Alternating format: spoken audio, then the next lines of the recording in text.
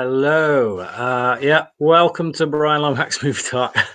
I think I'm live. Yes, it appears so. Okay. Hang on a minute. Right. I recently passed 2,000 subscribers. Just about a month ago, actually. And I said I was going to do this Q&A.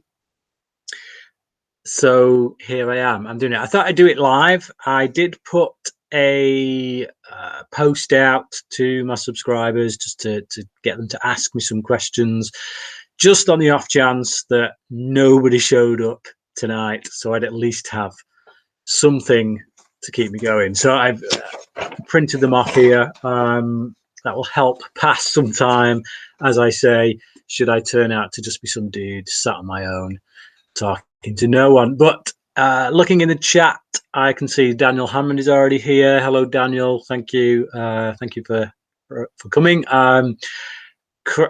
Crackers, herb, onion, I'm not even going to begin to try and pronounce that channel. Wolfgratz. Thank you, mate. He just congratulated me there. But yeah, questions. If you've got any questions for me, anything doesn't even have to be film related. But if you've got a question, you want to throw it into the chat just at the side, please do that, and I will answer it. I will, of course, answer these though first. The first one isn't even a question; it's just more of a statement from Neil Ditchfield. A friend of mine from my high school days, actually. He wants me to do a review of Ghostbusters 1 and 2. He just said, yeah, please do a review of Ghostbusters 1 and 2. So if that's something that the rest of you guys would like, please let me know, and I'll see about doing that. Cody, hello. I got a question for you. Why do you ignore me? Yeah. Anyway, Daniel Hammond, what's the best movie of the year in your opinion? Mine is surprisingly the Mission Impossible Fallout film. Mission Impossible Fallout does appear very high on my list, actually. Recently just recorded a Brits on Flicks podcast with Graham over at Man v Film.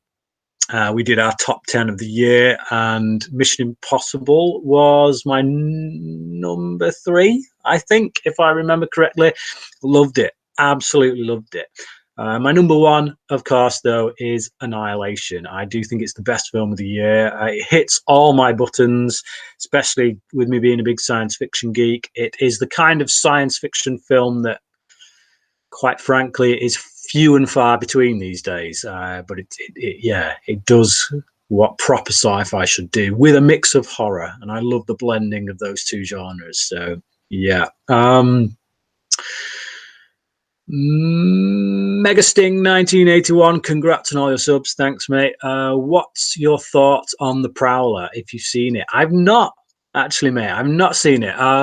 It is one that keeps coming up in conversation over on Killer Flicks, and I know Lee has mentioned it in the past. He really likes it.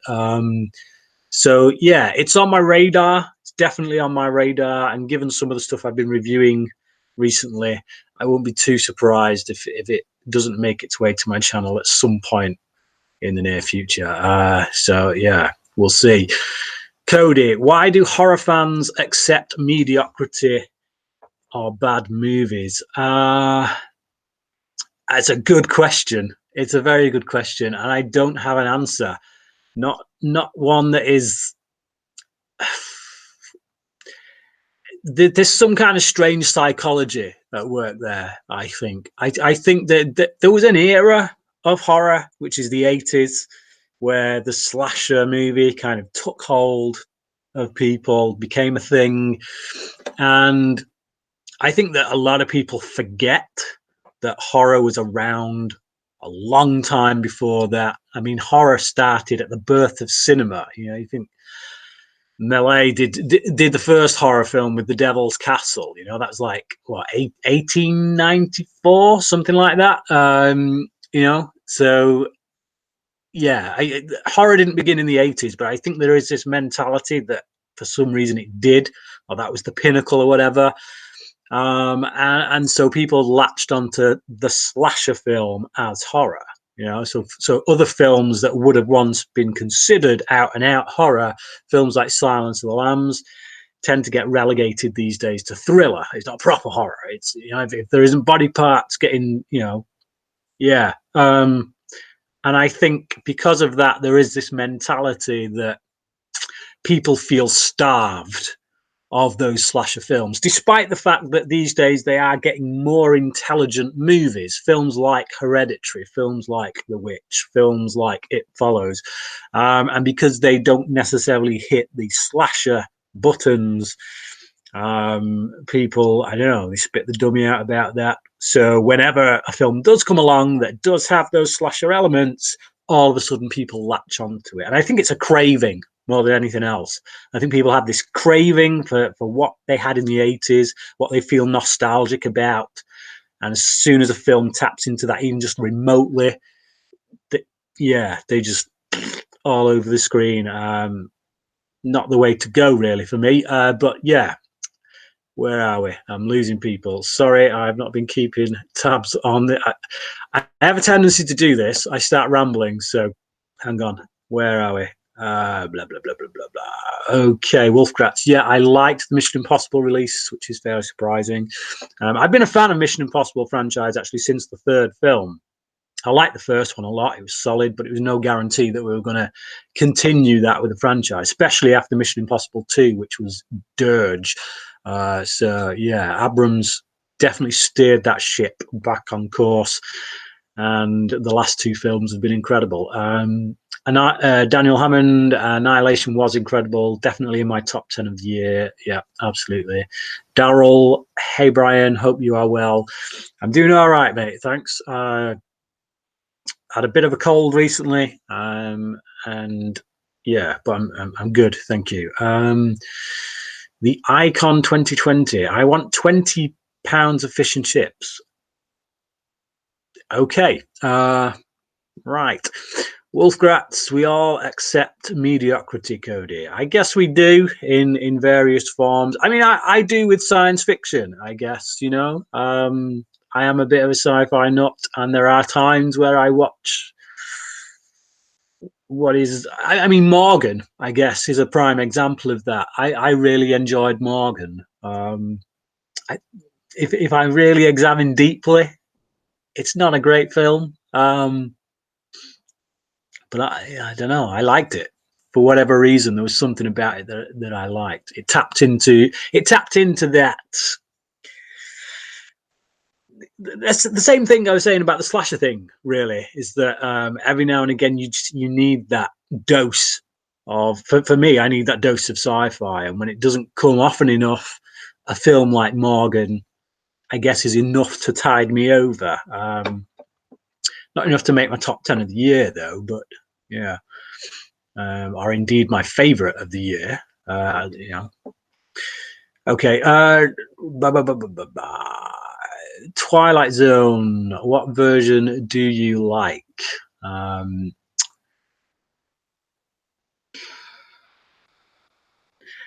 don't remember much from was it 80s? They did a version in the 80s, but I do remember some of the old black and white ones from my childhood. My dad had some of them on.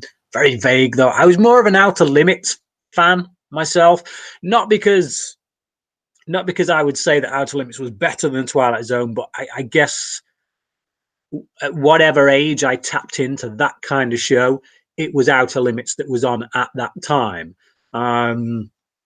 So yeah, probably Outer Limits, and even then, not the original Outer Limits. It'd be the '90s one, and even that I only tapped into because I was such a big X-Files fan. So really, it stems from the X-Files, and I think my love of the X-Files is kind of what gave birth to my love of science fiction in general. So yeah, I need to try and get through these a bit faster, I think. Wolfgratz, I watch untold mediocre westerns, musicals, and what have you. Yep, I think there's a lot of mediocre westerns, to be honest. And that's coming from a western fan. That's not me dissing westerns as a whole. Jumbo Shango and the Randy Mole. Evening, Brian. Evening, mate. Guys, if it is indeed both of you. Cody, back at it. How many times would you have to watch Black Xmas to finally love it?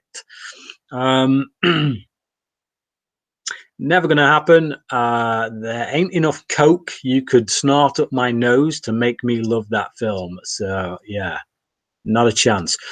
What are some films that you... This is Dee Dee Jenkins. What... sorry, this will be Aaron. So this is Aaron using his mum's account again, no doubt. Sorry, Aaron, for giving that away. What are some films that you've changed your mind on upon rewatches?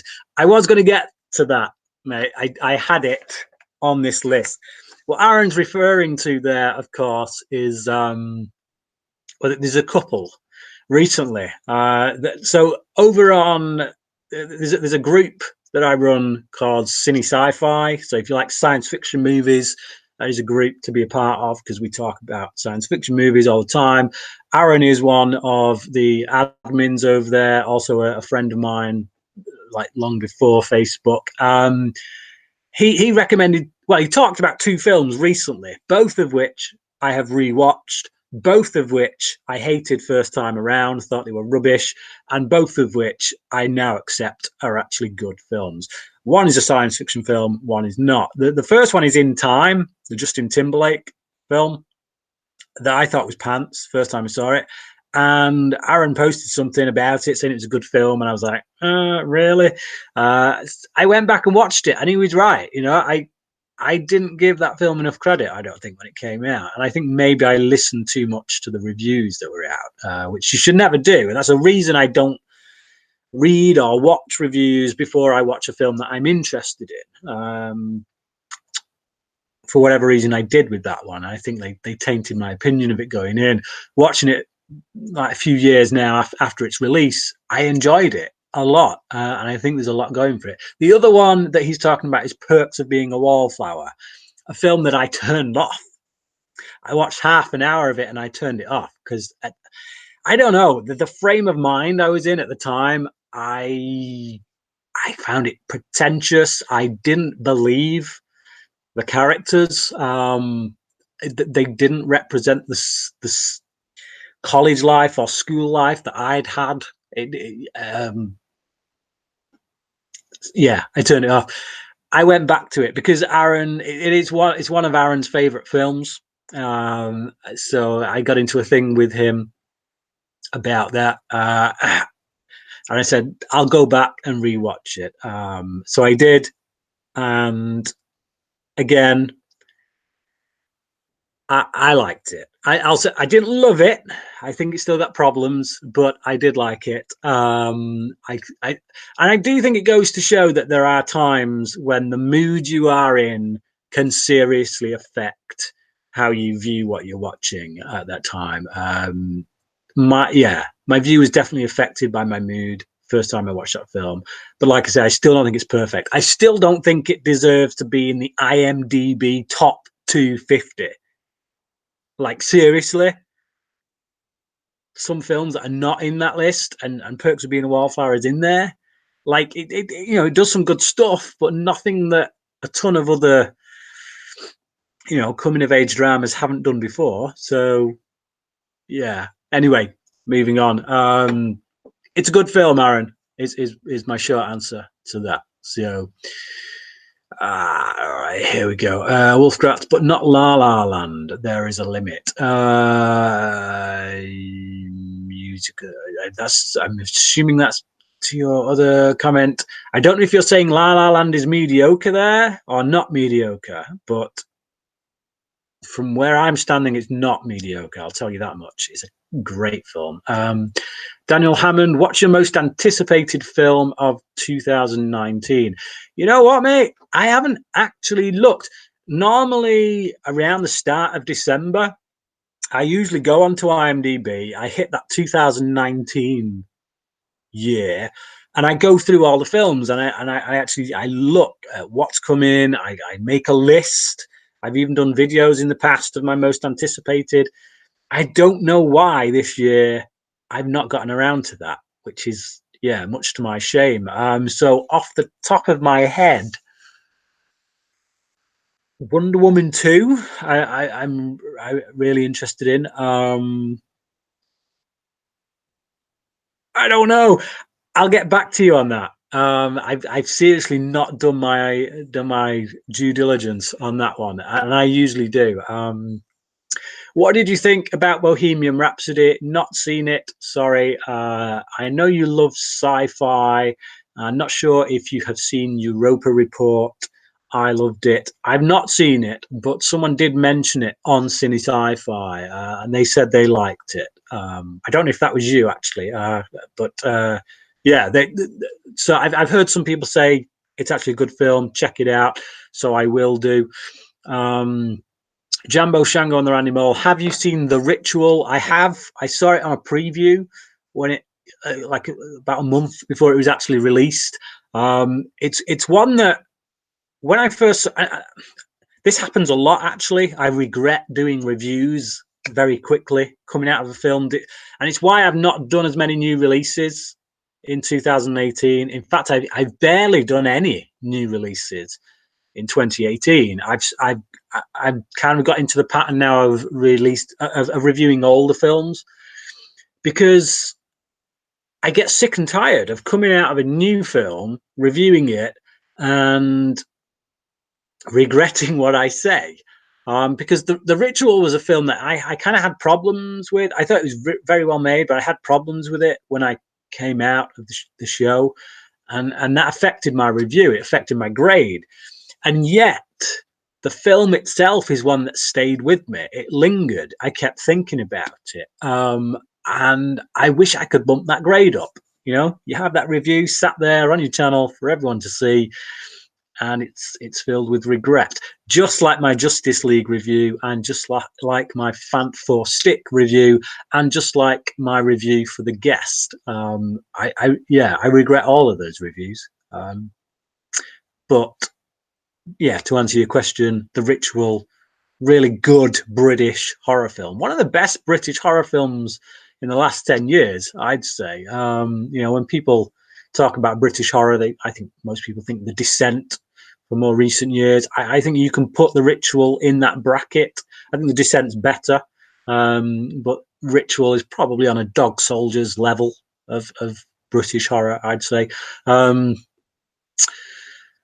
Megasting 1981. I'd like you to watch and or possibly review Night of the Running Man from 1995. A lost 90s gem. I watched Revelry featuring Scott Glenn in a superb role. Okay, I will look out for that. What's your favorite Mel Gibson movie? It depends. Depends if you're talking about Mel Gibson as director or Mel Gibson as actor. As director, oh man, that's a hard one. I did like Hacksaw Ridge quite a lot, but I also love Braveheart, and I also really love Apocalypto. And for obvious reasons, given my faith, I love Passion of the Christ. So I don't know. As an actor, it's the Old Faithful, I guess. Lethal Weapon, that first and second Lethal Weapon movie. I do like Mel Gibson. I do. But yeah, okay. He stole Expendables 3. Not a hard thing to do, admittedly. But every scene he was in made that film worth watching. Every scene that he wasn't in made you kind of want to switch it off. But there you go. Cody Leach, what do you want to see the DCEU do going forward? I want to see, and I don't think this will ever happen. Well, I can't say ever happen. It's a long road down the line, but I want to see an Azrael movie. And I'm sure a lot of you are saying, Azra what now? Yes, Azrael. And not, I want to see the John Paul Valley Azrael. I want to see him get his own movie. I would like to see him introduce. Let's start from scratch. I want to see Nightfall. All right. I want to see the Batman Nightfall storyline done properly as a trilogy, a proper trilogy. And I want to see The first part of that trilogy should incorporate the Sword of Azrael, Vengeance of Bane, and the breaking out of the Arkham inmates. I think the second part of that trilogy should see Bruce Wayne having his back broken. Maybe that should be at the end of the first part. Anyway, I'm not going to get stuck into this, but that's what I want. That's what I want. A Nightfall trilogy, basically Batman. As long as they nail Batman, I don't really care about much else. A bit, yeah. What can I say? Azrael. I want an Azrael film, a proper Azrael film. John Paul Valley Azrael with the gauntlets, going full on Order of Saint Demar crazy. That's the film I want. I don't know if they do Azrael, I don't know that we'll get John Paul Valley. I know a lot of people didn't really like that character, and I know there's been a few other Azraels since. So yeah, they'll probably end up going with something else. But there you go. The Film Addict would be down with Michael Keaton returning as Batman in a Batman Beyond type film. Dude, I would love a Tim Burton third Batman film. If they could do that, and just as a set, I mean, like they've done it. They're doing it with the Joker, from what I can see, where they're doing like a separate, almost like an Elseworlds version of the Joker that isn't the Suicide Squad one. I don't know how that's going to tie into the rest of the DCEU stuff. But if it is going to be just like a separate universe, then give Tim Burton a third Batman film, please. I know Cody would hate that because he really wasn't a big fan of Batman Returns, but it was Burton's movies that got me, one, into Batman to begin with, and two, into movies in the big way that I am. So yeah, I'm down with Michael Keaton returning as Batman, and I'd be down with adding Tim Burton on as the director for that film. Tie it into his original Batman films. Don't tie it into any of the other Batman films that are going on right now. I'd be so down with that. Okay. Daniel Hammond, we shut up. There, all right. The Sisters Brothers was a really good Western release this year. Has John C. Reilly, Jake Gyllenhaal, and Joaquin Phoenix. I've not seen that. Not only have I not seen it, I've not even heard of it. So I will look that one up, mate. I do like a good Western. So yeah, I've still got Hostiles sitting there on my shelf waiting to be watched. I like the director and I love the actors in that film. So I'm hoping that's going to be, one of the better Westerns. Do you think Batman and Robin is the worst superhero movie ever made? No, I do not. I think Ghost Rider Spirit of Vengeance is a contender. I think that Catwoman is a contender. Batman and Robin is bad. It's really bad. But I can see what Schumacher was going for. In his mind, he was making a 60s version of Batman. It don't work. It's rubbish. But the last time I watched it, I was entertained by it because I came to it at its own level, which is, a film to be laughed at, a film to be scoffed at. But I had a grin on my face from start to finish for all the wrong reasons. But, if you can be entertained by a film, then it's better than a film being rubbish and unentertaining. So I guess it's got that going for it. Wolfgratz, I was just rewatching Keaton's Batman. He may well still be my favorite. I like what he does with it. One thing I will agree with on what Cody said in his review recently is that he doesn't really have a character arc in Batman Returns. Obviously, he does in Batman. He doesn't in Batman Returns. He had a problem with that. I don't really have a problem with that because by that point, he's almost like James Bond. If you look at any of the James Bond films, James Bond doesn't really get a character arc. In the more recent ones, he does. From the Daniel Craig era, he does. But when you look at the old style of Bond film, Bond doesn't get a character arc in that sense. He's the same person he always is. He'll get a girl, he'll get gadgets. He's a cipher for other things to happen around him. And usually the people with the most character arc are either the Bond girl or the villain, particularly the villain. And I think that's kind of the way they were going with the Batman films. I think they were taking something of that Bond formula and they were going to try and apply it to the Batman films. Unfortunately, they messed it up big time with Schumacher's, well, certainly his last entry, but the start of that was definitely with Batman Forever. But yeah, I had no problem with Keaton not having much of a character arc because I thought the villains did, particularly Catwoman. It was their story, really, with Batman Returns. And I think that would have been the way going forward, each film, it would be the villain's story. And I'm fine with that, providing you make them an interesting enough character. So, yeah, I do like Keaton's Batman for what he was, definitely. Okay, where are we? I meant to say would be down. Yeah, I got that. Batman and Robin is still better than the original Doctor Strange, but it does try hard to suck even more. Yes. Wheelsmith, Mamma Mia is worst musical trash that I ever seen. I cannot disagree with that.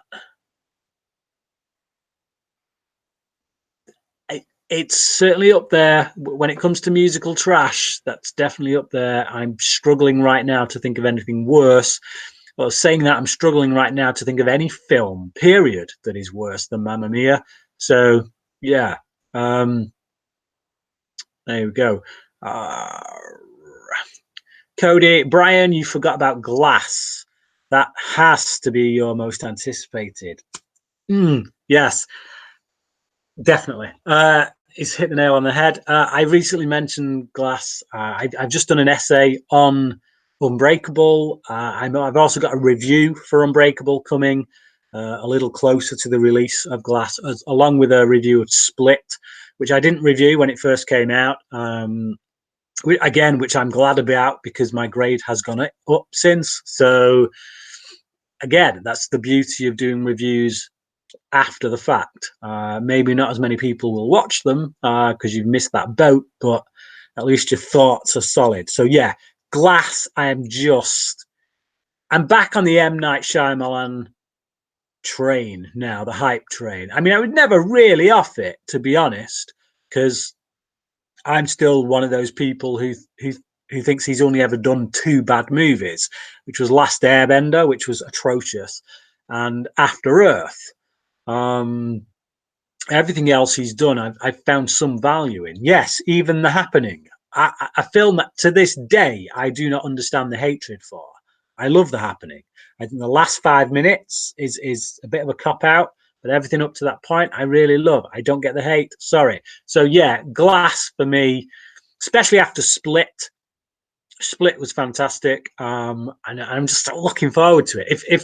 If Glass can be as good as Split and Unbreakable, then that is a trilogy that is going to go in my top 5 trilogies of all time. So yeah, okay, Wolfgratz, but there is at long last Love by Bogdanovich. Sorry, mate, I don't know what that's a reference to. You haven't told your opinion about Bohemian Rhapsody. I did say that I haven't seen it. That was my opinion. I've not seen it. The Ritual is amazing. Loved it. Yes, it was. Yeah, I was wondering about Bohemian Rhapsody. Yeah, I did say I'm pretty sure I did answer that one. Yeah, I've not seen it, so I can't comment. I'm a huge Queen fan, so it is one that I'm definitely going to get around to watching. Those first 5, 6, certainly 5. The first 5 albums by Queen are just staggering. absolutely staggering. I think they lost their way a little bit in later years, but yeah, you can't take those first 5 albums away from them. One of my favorite bands of all time. Okay, where are we? Putting you on the spot here. Favorite actor and actress? That ain't putting me on the spot, mate. My favorite actor that is living is Daniel Day-Lewis. My favorite actor of all time is Philip Seymour Hoffman. God rest his soul. My favorite actress is Amy Adams. And I do have a little soft spot for Michelle Pfeiffer as well. So yeah, there you go. Okay, where are we? Oh, the thing on the chat keeps jumping. Sorry, people. Just bear with me a moment. Okay, right. Wonder Woman 2 has been pushed back to 2020. Really? When will you get around to watching Roma? I gotta say, Roma doesn't grab me. I love the director. Really love the director. Love the stuff he's done previously, but it doesn't excite me. That trailer, got to be said. Will Smith, Passion of the Christ is also horror with a lot of gore. It absolutely is. Yes, it's definitely a horror film. Crackers, I tried to watch Passion of the Christ, but I couldn't. Yeah, the first time I watched it, it brought tears to my eyes. You know, I don't know if I don't know if that's because I'm coming to it from a perspective of faith or what, but yeah, it was quite an experience first time around. It's definitely a horror film. It's a body horror film. But yeah, okay. So too much blood. Passion of the Christ does not appeal to me. Fair enough. Do you like Batman the Animated Series? If so, what's your favorite episode? If not, check it out. I love Batman the Animated Series. Batman the Animated Series is one of my top 5 series of all time. And I've already had it in mind to do a top 10 episodes of Batman the Animated Series. That is a video that will be coming soon. I've actually been watching them all again recently. So I don't want to tell you what those episodes are just at the moment, but just be aware I will be doing a video on that. Yeah, I love it. Absolutely love it. Kevin Conroy, the best Batman, because he nails all 3 sides of the Batman character: the bumbling Bruce Wayne, the businessman, the savvy Bruce Wayne, and Batman. You know, so yeah, he's the only one who gets all 3 of those nailed, absolutely nailed. Okay, but yeah, I love it. So there you go. Batman the Animated Series was one of my favorite portrayals of Batman and the Joker. Such a great show. Yes, it was. White Tim Lomax. What? Hi, White Tim. Me too, Daniel H. Thoughts on the 2004 Punisher film? Also, do you think Thomas Jane is underrated actor? I like Thomas Jane. I like him a lot. I think he's one of those actors who, you know, he doesn't blow me away, but he does manage to do. He's memorable in whatever role he's given. He's memorable. You know, more often than not, the most memorable thing in a film that he's in. So underrated, yeah, I guess I'd call him underrated. In the sense that he should get more high profile stuff. I think. I think a lot of people within the film community, people like you and me, when his name crops up, I only ever hear good things about him. I never hear people saying, "Oh, he's a crap actor." So in that sense, no, he's not underrated. Is he underrated by the business in which he works? Maybe, because I think they should be offering him bigger stuff, lead stuff. So in that sense, yeah. Blah, blah, blah, blah, blah. The 2004 Punisher film, it's it's a film that when I first saw it, I absolutely loved it, and with each subsequent viewing, it's become not that great. I'd still give it a 3 out of 5. It's enjoyable. I think all the stuff with the Russian is very entertaining. That whole fight scene with the Russian is really entertaining, just because it's so over the top in an almost They Live kind of way. Um, but it ain't a good film.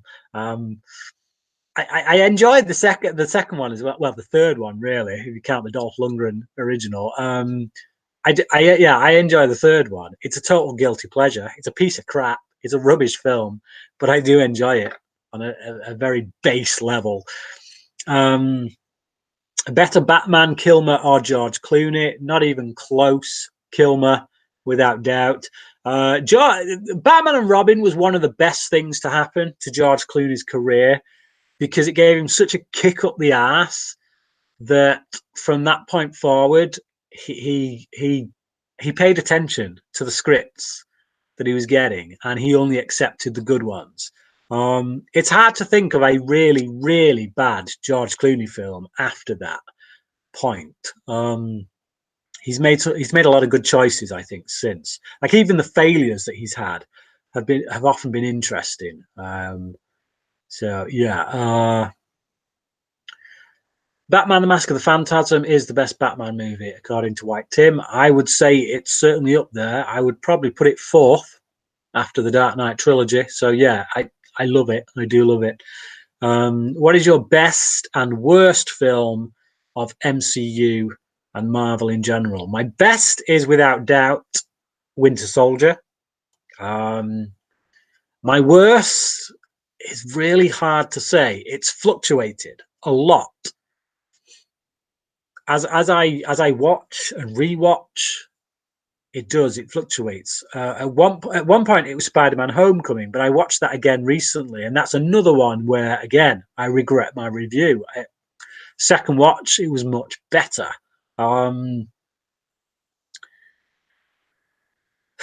Maybe Iron Man 2. I think the first half of Iron Man 2 is one of the best comic book movies ever made. Unfortunately, it's followed by the second half of Iron Man 2, which is generic as heck. Really generic. Okay. Where are we? Dark Knight was the best. Yes, it was. Dark Knight is my favorite film of all time. So obviously, I am going to say that. Cody Leach, why do Friday the 13th fans tend to despise the remake? Because they probably lack a certain level of intelligence that is prevalent in other kind of horror. I'm joking. Please don't. Yes, it's a joke. It's a joke. Okay, it's a joke. No, I just, again, I don't know. It's that nostalgia thing. I don't get it personally because the remake is essentially just a checklist of everything that the Friday the 13th franchise has done since its inception, and it covers everything on that checklist. It's by definition the perfect Friday the 13th film. There is something in there for everyone, like every Friday the 13th fan. You know, I don't get it. I really don't get it. For me, it's the best Friday the 13th film without doubt. It crystallizes everything that from that franchise into one film and does it in a great way. It's yeah, it staggering, really. Thoughts on the Prowler? I've already mentioned. I've not seen it. I will get around to it at some point. Will you get a Rolex or a Patek Philippe? The Arkham video games are a fantastic portrayal of Batman and the rest of the characters as well. I hear that a lot, mate, but I'm not a gamer. It must be said. There aren't enough hours in the day for me to be a gamer and to be the kind of film fan that I am, and to watch all the TV shows that I want to watch, and to look after my little girl and another baby that is on the way. It's just, and run a business full time and be a husband. I don't know how people do it. I really don't. I don't know how people because you have to devote a lot of time to gaming, and just on one game. So if you're a gamer and you want to play everything, I don't get it. I don't know where you get the time. But if I was, I'm sure I would agree and say that the Arkham games are absolutely fantastic. I don't know though. I don't have the time. Fact feature. Congratulations, Brian. You deserve it. But thanks, mate. That's very much appreciated. White Tim, because they're clueless, Cody. Only a clueless person would despise the remake. On that, we can agree. It's all subjective, but there are times when people's subjective reasoning is somewhat questionable. And when it comes to the Friday remake, that is a definite example. Daryl, Silent Night, Deadly Night was utter crap in my eyes for what it's worth. Surprised you didn't trash it. I think the reason I didn't trash it is because it's a product of its time. I think when you come to it in the mindset of films like Friday the 13th, then it's a good example of the genre, shall we say. I think it's a better film, to be honest, than Friday the 13th. It's got more story. It's got more character building. It's got some pretty decent kills. Yeah. I think it's a better film than the original Friday the 13th. So, I mean, I don't know what your opinion is on the original Friday the 13th. So you might think that's a load of crap as well, but there you go. I just had fun with it. I took it for what it was, which was a naff film. But if you just enjoy it on a particular level, then yeah, I am with you. I get where you're coming from. I can't call it a good film by any stretch. So yeah, okay. Acting is happening. Acting in The Happening is so comedic. This is the thing. I don't think it is. I think at times it is, but where it needs to be, where it's meant to be. A lot of people made the big thing about the point when Wahlberg talks to the plant, and they say that it's hilarious. It's meant to be. That scene is meant to be funny, and I don't get why people don't find that funny in the right way. I will agree with the final moments. Again, this is my problem with The Happening. It's that last 5 minutes when everything just stops and the two of them come out and meet each other. I think maybe Zooey Deschanel more so than Wahlberg in that moment. I don't think her acting is great in that moment. And she's someone I like as an actress. But it's just that moment. It's that last 5 minutes for me. Everything else I really liked. I don't see what people's problems are with the performances, personally. And I've seen it a few times now. It's one of them that I keep going back to thinking, one day I'm going to come to it and I am going to think, oh, this is a load of crap. What was I thinking? But I don't. I never seem to. So, hey ho. Fact feature. Where's that gone? Flipping thing. I love the Friday the 13th remake. It's because you've got taste, mate. Congrats. Thank you. At long last, Love was a musical with Burt Reynolds and Sybil Shepherd, neither of whom could sing or dance. Okay. Thanks for that. Fact feature, I agree. Remake Jason is the scariest Jason, in my opinion. Absolutely. Could not agree more with that. Definitely the best Jason out of the entire series. Mega Sting 1981. Early Queen is my fave over later Queen. March of the Black Queen being one of their somewhat forgotten classics. Absolutely, mate. Absolutely.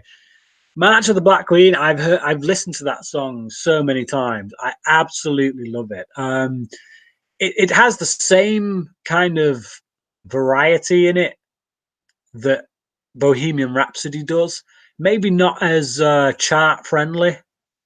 Not that Bohemian Rhapsody off the bat seems like a chart friendly song, really, is it? But yeah, March of the Black Queen, fantastic song. Could not agree more. Definitely, mate. Hell yeah, absolutely. Will the Joker standalone movie be good? I don't know. That is not something I can say. I cannot say whether something will be or won't be good if I haven't seen it. I can only hope that it will. Joaquin Phoenix is an outstanding actor. He rarely takes something on unless the script at least has something. Again, he's another one of those where even his failures, even the films that he's been in that haven't been that good, you look at them and you can see what prompted his decision making process. You know, there's a germ in there that's good. You know, like I think of what's the name of that film? Him and Claire Danes. Completely escaped my head. It's gone. Yeah. He was in a film with Claire Danes. It was like it's kind of like a sci-fi thing. There was something in there. I can see why he went for it, why he chose to do it. But for whatever reason, it was directed by Michael Winterbottom, but it didn't work. For whatever reason, the finished product just didn't quite work. So the fact that he's chosen to do it gives me hope. It's whether or not the director can execute the vision that Phoenix latched onto when he said yes to the script. So yeah, I'm hopeful is the answer to that one.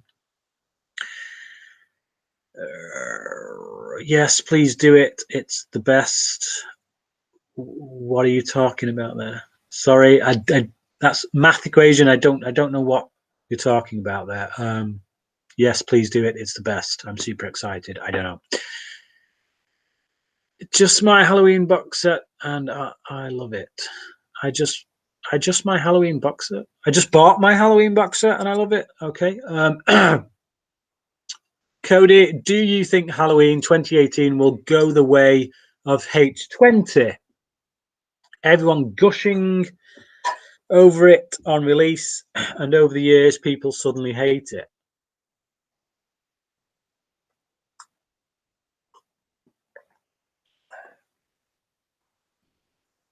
Yes. Yes, I do. Math equation. Comments above are regarding your upcoming animated series top 10. Totally agree with you regarding Kevin Conroy. He even gets the Batman, can be funny and has a sense of humor thing. Yeah, thanks, mate. It gets a bit difficult when I start ranting. Obviously, people are commenting, and I'm still talking about something that somebody said way up there, and by the time I get down, I'm like, it gets a bit confusing. So, but yeah, I'm glad you like that.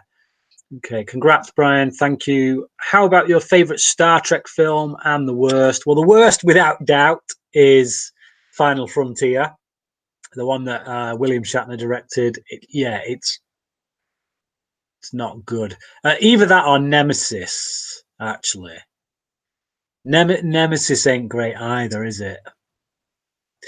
It's a toss up between those two for sure. My favorite one is it's actually the J.J. Abrams, the first one he did. I know a lot of Star Trek, absolute fanboys didn't really like that one. They didn't like where he took it. It has a different flavor for sure. After that, I would say Wrath of Khan, and then First Contact. So I think those three would be my top three. Abrams first, Wrath of Khan, First Contact. Okay. Did you watch Shutter Island and Mystic River? Probably best mystery films out there for me. I'm interested in your opinion. Yes, I have seen both. I do. I really liked Shutter Island and I loved Mystic River. I'm a huge Clint Eastwood fan, particularly him as a director.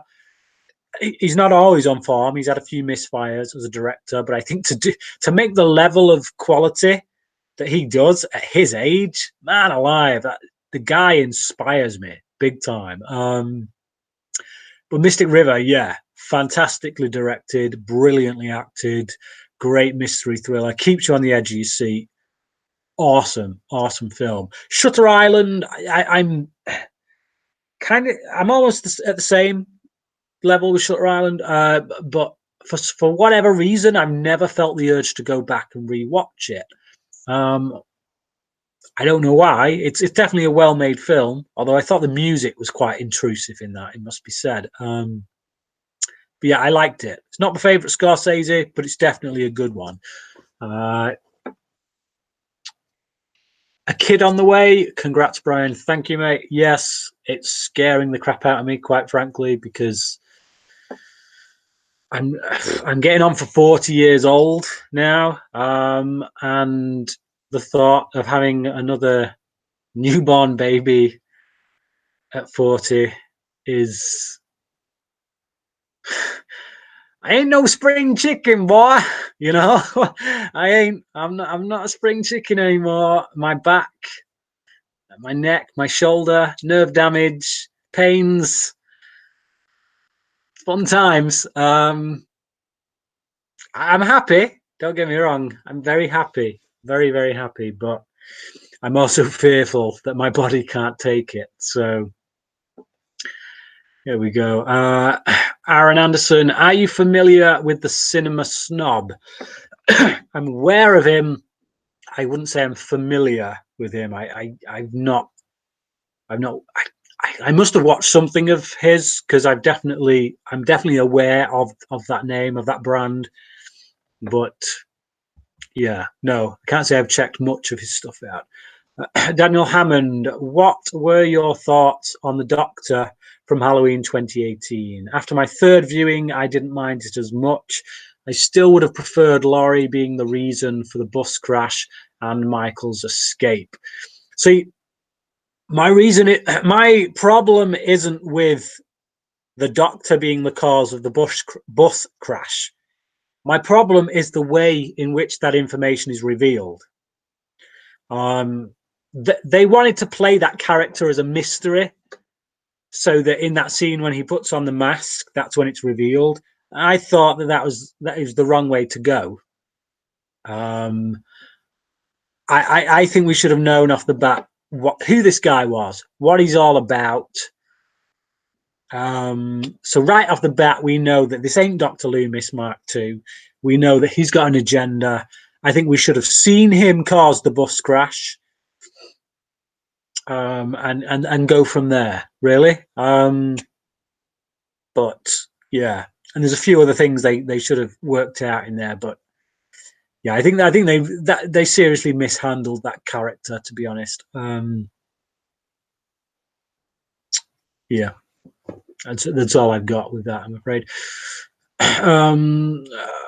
What is a movie that you never want to see a remake of, and what is a movie that you can't wait for to be remade? The answer to that is none, for both, really. I'm indifferent to remakes. I am one of those people who's like, fine, remake something. I'm not going to spit my dummy out over it, because if it's crap, we've still got that original. I will just never watch the remake again. If it's crap, I will stick with that original and I will love it. So if you want to have a crack, have a crack. You know, if people didn't have a crack, we wouldn't have Scarface. We wouldn't have The Thing. You know, there's plenty of remakes out there that are actually pretty great. So yeah, go for it. Have a crack. I don't look at films and think, please remake that, please. But you know, if you suggest some, I might think, that I'd be intrigued to see that. So yeah, nothing kind of jumps out at me right now. As for what was the other one? What movie you never want to see a remake of, and what a movie you can't wait to be remade. I don't know about remade, but I do want a sequel. I want another Critters film. I know we're getting one. I'm not confident at all about that, because I know the guy who produced the recent Leprechaun film, which I've not seen. So you know, the, the IMDb grade doesn't inspire me. Let's put it that way. And people's thoughts on the Leprechaun franchise as a whole doesn't inspire me. So to have that guy be the one who takes the reins on Critters, I get it. Critters, I am a bit of an outcast in that regard. Everyone else talks Nightmare on Elm Street, Halloween, Friday the 13th. For me, there's two horror franchises. One is Norman Bates. That for me is A-class material. And the other is Critters, which I know is absolute B-movie trash, but I love it. I just love it. Even all the sequels, I love them. So I want to see another one. But I just think that in this day and age, given the nostalgia for all things 80s, given the fact that we're now making films like Halloween 2018, that even if you don't like the way it was written, it has a particular quality about it, the way it was made. I see no reason they can't do that with Critters. I think Critters does have enough of a fan base to warrant that. So that's what I want to see. I don't want to see straight to DVD, Leprechaun Returns production values, bag in bucket Critters, which I feel is like what we're going to get, which pisses me off. So yeah, there you go. Daniel Hammond, the only thing I really didn't care for with the Doctor is him putting Michael's mask on. Thought that was way too much, and the fact he kills off the sheriff. Yeah. Okay. Gareth Kowalski, the original Friday the 13th is good, but it's down the pecking order for the franchise. Yeah. It's got something. I don't think I could call it good though. Aaron Anderson, super chat. Thank you, Aaron. Thank you for that. Among the horror community, you are one of the few who hates Toby Hooper's Texas Chainsaw Massacre. Why is that? I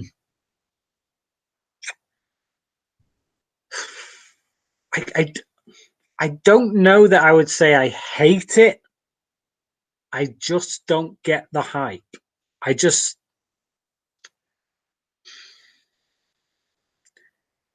don't know. I think it's a bit too gnarly for me. Just that whole inbred family. I man, sorry, I'm not getting my thoughts out well here at all. It's been a long time since I've seen it, and it possibly warrants me going to that franchise and doing reviews on them.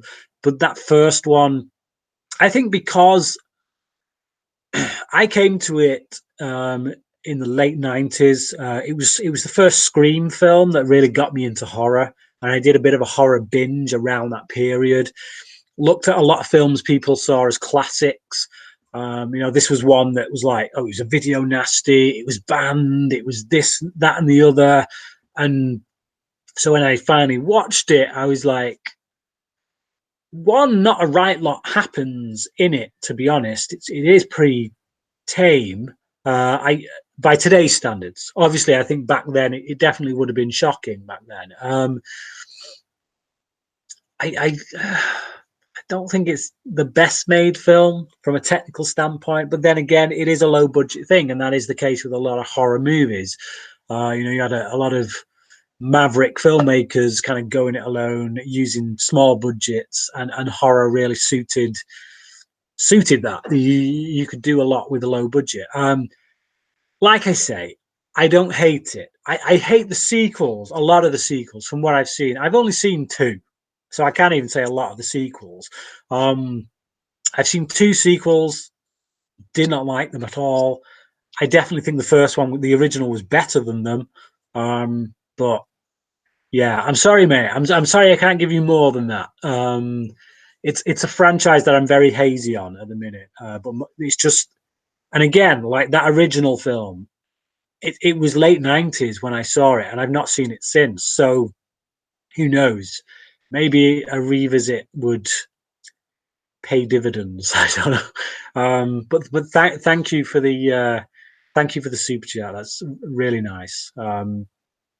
Going back, a lot of people are rating Bird Box, but hated on The Happening, and yet both are extremely similar.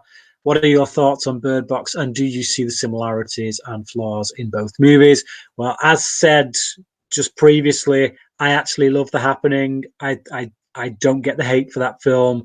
I liked Bird Box a lot. I do see the similarities. I wouldn't necessarily say that I see the flaws. There are flaws, don't get me wrong. But what I mean is I don't think the flaws necessarily correlate. I think there are different flaws in both films. I liked them both. I would give Bird Box a 4 out of 5. Really enjoyed it. It's not quite as good as A Quiet Place. And the Happening, I've not seen it for a few years. I would shudder to give a grade for it right now, given how much hate the film gets.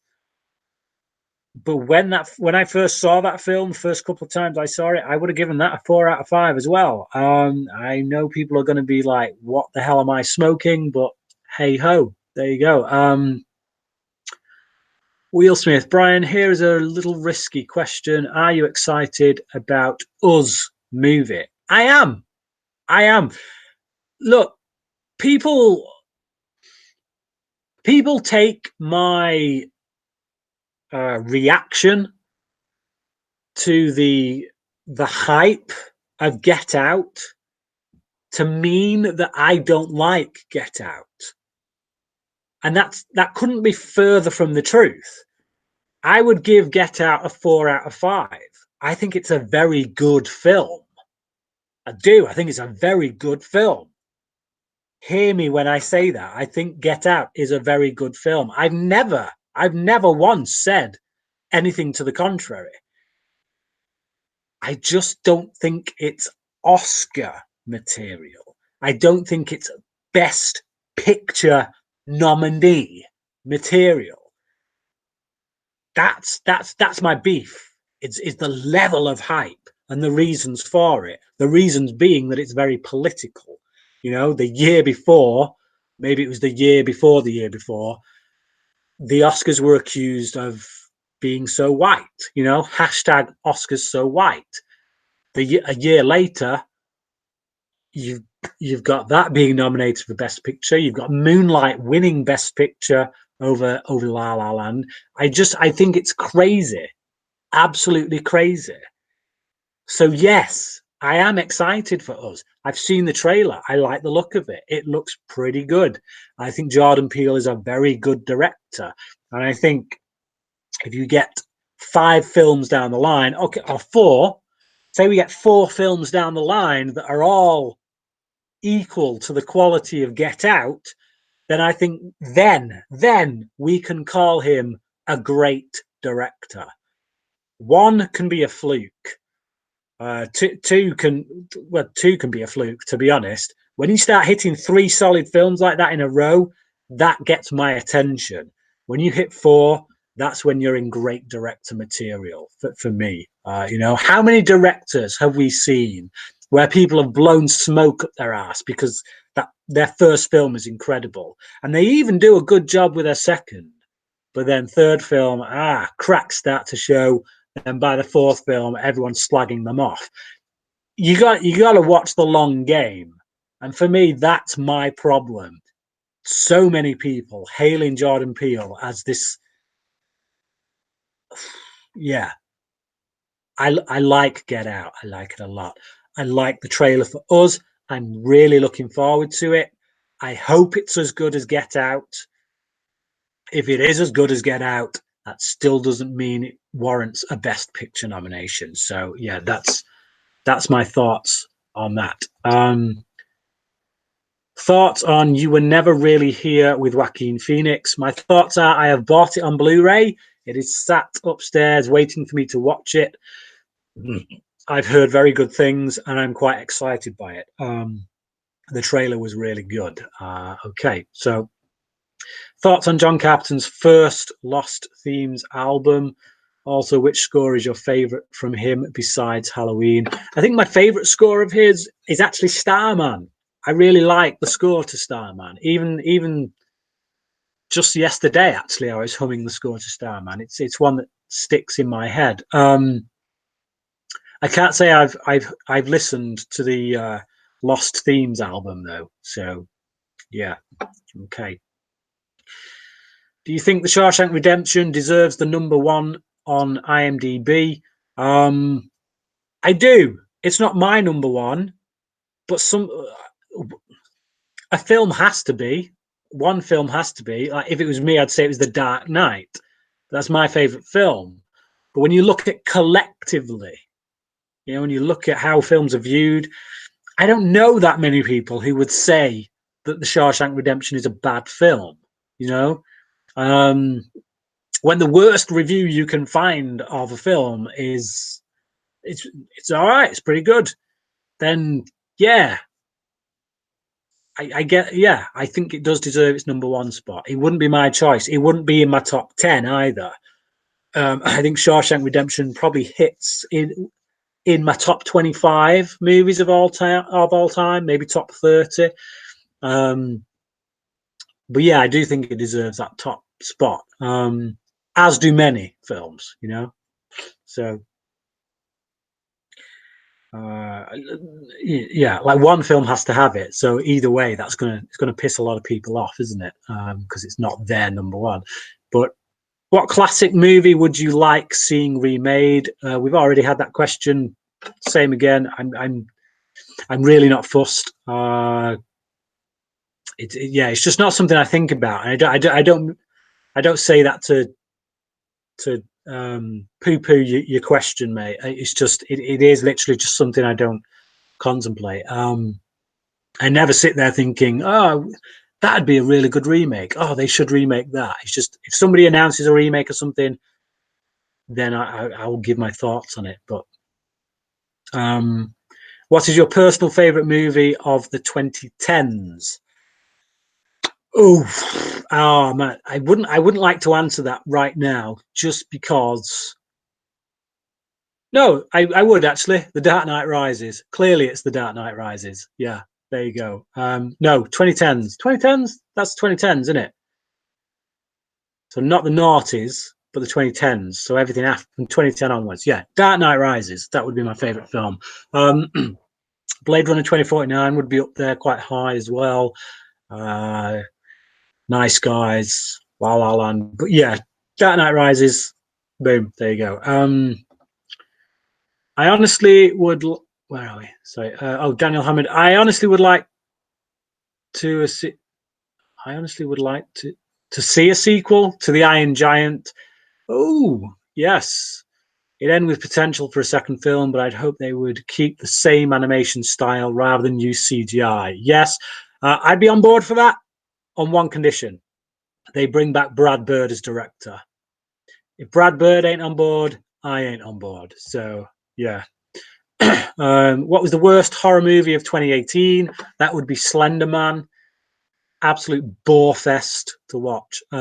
Sartain is so annoying. Yes, he is. Why is it true fans could probably do a better job making a script idea than? Oh right, okay. See where you're going. Sorry, I used the whole quotes thing then because I thought you were about to rip into fans for having a particular opinion. And I do hate it when people use the whole true fans thing to do that.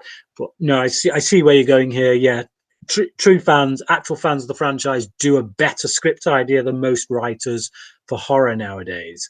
If Drum Dums wrote Halloween 2018, it would have been perfect. I disagree. Lee's a good friend of mine, very good friend of mine, and he knows I would say this. He'd have some inkling that I would say this.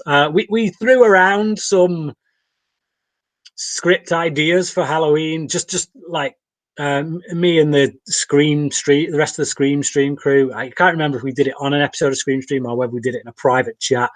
But yeah, Lee told me some of his. I wasn't on board. I don't think I'd be up for that. There's a difference between being a fan and being able to write a movie script. There's a big difference. I do think that when you look at someone like the people who did Never Hike Alone, they're clearly not just fans. They are filmmakers. They've not just cobbled together a script. They know the process. They are film fans who happen to be fans of Friday the 13th as well. Now the problem when you're in the Hollywood studio system is if you're a script writer, if you see a film in Hollywood, it's on the cinema, you go and see it. Aquaman, say, you see a writer's name on the title. That person, that writer, ain't responsible for getting that script there. They didn't write that script. I'm telling you that much right now. They will have had multiple writers. They will be the main writer. They'll be the one who got that draft together, maybe got the whole structure layout, maybe deserve most of the credit because it was from their original script that everything flowed. But you're talking about the Hollywood machine. Every man and his dog will be interjecting in it. There will be people who don't even get credits. And I know one of these people who don't even get credits. And yet they are responsible for scenes that become iconic. Scenes, the writer who's credited didn't even come up with. So that's the problem, really, with the Hollywood machine. When you look at a film like Never Hike Alone, that is a singular vision. That is someone who's a filmmaker, who knows the process, is also a fan of the franchise in which they're working, and they've not got someone adding 20 other writers that turn that final script that they handed in into something that doesn't even resemble it by the time they get to the end of the process. So yeah, it's that's the thing. That's why something like Never Hike Alone comes out the way it does, I think, and that's what Hollywood should do. They should trust the singular vision of a filmmaker who knows what they're doing. And that's why you get someone like Tarantino. It's why you get someone like Christopher Nolan, who, when you find them, when you got someone who has those ideas, who knows how to write and can direct, that's when you get gold. Yeah. Sorry, I just completely went off topic there, big time. But yeah, I do disagree that the idea of most fans are able to write better scripts. I think I've seen some fan films and they ain't that good. Films like Never Hike Alone, they're few and far between, and they are still made by filmmakers. They are still made by people who know the process. So yeah. Get Out was good, but not close to a masterpiece. Yes, Daniel, I agree. Us looks a lot better. I guess we'll find out. Awesome. Thanks for answering. Just always interests me when someone has a different opinion than the majority. Keep up the good work. You're welcome, mate. I know, bro. I'm kidding. Get Out is a really good movie. Yeah, it's just, I know. Sorry. Hashtag triggered. Get Out triggers me. It does. I'm sure you knew that when you posted that, but yeah. There we go. Jay Bristow, what's your favorite action movie? Where's that gone? What's your favorite action movie ever? Mine is probably John Wick, and my second is the first Die Hard. It's a tough question because technically The Dark Knight is an action film. It's a comic book movie, but it is an action film. There's a lot of action in that, big action sequences. So I'd have to say The Dark Knight. if you want to start throwing rules onto that, stipulations, like a lot of people do with horror movies and things like that, what makes a horror movie, what doesn't. Um, if you want to say, oh, you can't include comic book movies, then I would go with something like Speed. I really like Speed. Again, The Matrix as well would be very high on my list, even above Speed. But there's a lot. It's very science fiction heavy. I don't know if you exclude that or what. It's genres have become very blurred these days. There's yeah, it's very hard to just pigeonhole films these days because they fit into so many genres. So The Dark Knight, that's the answer that you're getting. It's my favorite movie of all time. It's the best comic book movie ever made. It's the best action movie ever made. Um, I get that there are other action movies in which the action is better executed. You know, you look at a film like The Raid, film like that. But for me, The Dark Knight is the whole package. I'm invested in the action, not just in the sense that, hey, this is really cool, a truck's being flipped, but because I'm invested in the characters. You know, that's what Nolan did with that movie. He made you care about the characters, and the action really does feed into what's going on with the plot, you know, the storyline, the characters, everything. So that's my answer, The Dark Knight. Sorry to make it so long-winded. What's your favorite Pixar film? My favorite Pixar film is... I'm going to have to get back to you on that one. It's probably going to be a Brad Bird one. Maybe The Incredibles. I don't know. It's changed. It's changed over the years. It fluctuates. Up. It's going to be between Up, Ratatouille, The Incredibles, maybe Wall-E. I couldn't give you a definitive answer on that though. So yeah.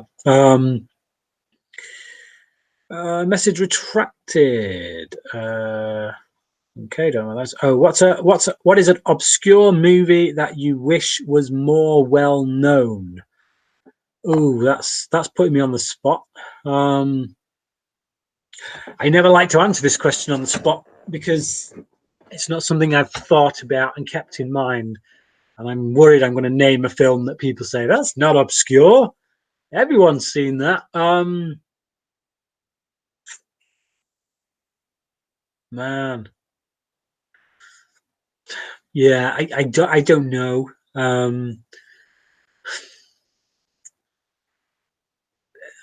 Like Heathers isn't an obscure, unseen kind of film, but Heathers, like I say, I'm sure most of you in the chat have seen Heathers. I would hope so. Anyway, if you haven't, get on that. But yeah, something like that maybe. If you could direct a movie, what genre would you choose?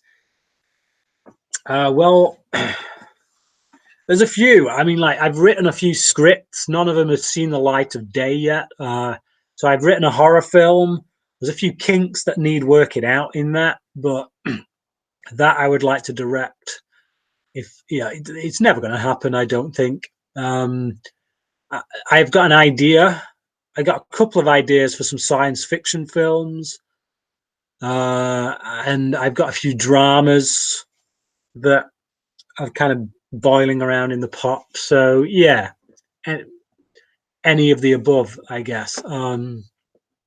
I think if I quit YouTube and just got rid of that distraction, because this is a big distraction, but I enjoy it so much.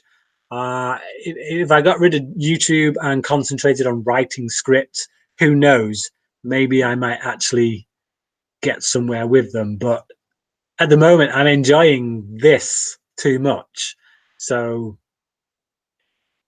maybe that's a bad thing. It's stunting my growth. Who knows? Uh, Do you think that Seagal, Chan, and Norris, Lundgren, or Van Damme ever did a good movie? Yes, I think Under Siege is good. Certainly no better than good, but it's good. I think Van Damme definitely has done several good movies. I think Hard Target is really good, really great. Universal Soldier is very good. Sudden Death is quite good. So yeah, he's done a few. Lundgren's harder to pin down. Obviously Rocky IV, but even that I can't really honestly call a good movie if I'm being honest. Chan definitely has. Jackie Chan has definitely done some good movies. Norris, I can't say I've seen anything with him in other than Expendables 2. He didn't really grab me. So out of those, I would probably say Jackie Chan would be the one I'd gravitate towards. But I think Van Damme definitely has a good handful of films that I would call good. Have you seen Bird Box? Yes, already talked about it on here. Really liked it. Would you rather watch The Bye Bye Man or Slender Man? Well, as I haven't seen The Bye Bye Man and I have seen Slender Man, I would rather watch The Bye Bye Man. But by all accounts, it ain't that great. Me and my friends saw The Bye Bye Man back in 2017 and we left the movie theatre speechless because it was horrendous. Yeah, I've heard that a lot. So we can all agree Keanu Reeves is a legend. Yes, I think we can all agree Keanu Reeves is a legend. Point Break, The Matrix, Speed, John Wick 1 and 2. That right there is 5 absolute classic action movies. So, and he was even smart enough to stay away from Speed 2. So the dude can't be that dumb, can he? Are you looking forward to the upcoming Terminator movie? I honestly have a bad feeling about it, but I'm trying to keep my hopes up. I'm very hopeful. James Cameron is involved. Linda Hamilton is the one actually that's the one that gives me most hope, particularly the shape she's gotten herself into as well. When you see the pictures of her right now, she ain't half-arsing it. She's really committed. That gives me hope that there's something good going on there. So yeah, I'm hopeful. They're ignoring 3, 4, and 5. So again, that gives me hope. So yeah, I am looking forward to it. Clint Eastwood or John Wayne? That is not even an option. Clint Eastwood all the way, without doubt. Don't even have to hesitate with that. Bird Box versus A Quiet Place. What do you think? I think A Quiet Place. Loved Bird Box. Loved A Quiet Place even more. Tom Cruise and Keanu Reeves are both legends. Yes, they are. Sorry for all the questions. Loving the opportunity to ask you questions. My favorite mobster is Al Pacino. What is yours?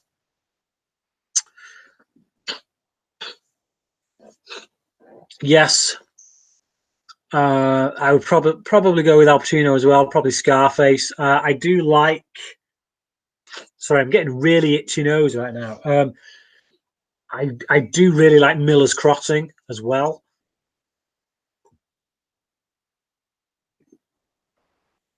So yeah, I'd go with Al Pacino. Hello from Croatia. Hello from the UK. Should a new Nightmare movie take a more darker approach or keep with the cheesy approach? It should take the approach that was there in the original movie, which was a dark approach. Okay, I think the level of cheese within A Nightmare on Elm Street as a franchise kind of dictated the quality of the movie. The cheesier those movies got, the crapper they got. So I think that speaks for itself. Bring back the darkness. It's not a character. Like you look at that first Nightmare on Elm Street film, take it just in that context, in its own little bubble, forget the sequels. Now tell me you're doing a sequel to that and tell me that you're going to fill it with cheesy one-liners. You would be you'd be all over that. You know, if that those sequels existed in the internet age, they came out at the time with YouTube movie reviewers and things like that, they wouldn't have got out the gate. People would have been all over that. Yeah, no chance. Get rid of the cheese, bring back the dark stuff. That's what suits that franchise. Do you think Michael Keaton should have won an Oscar for Birdman? I can't remember. I can't remember what else there was in that year.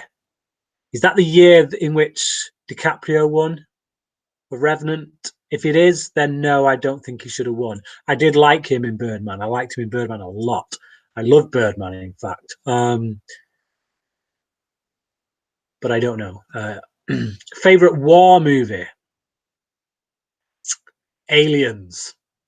It's if you want proper war movie, not science fiction war movie, then it's a toss up between Saving Private Ryan,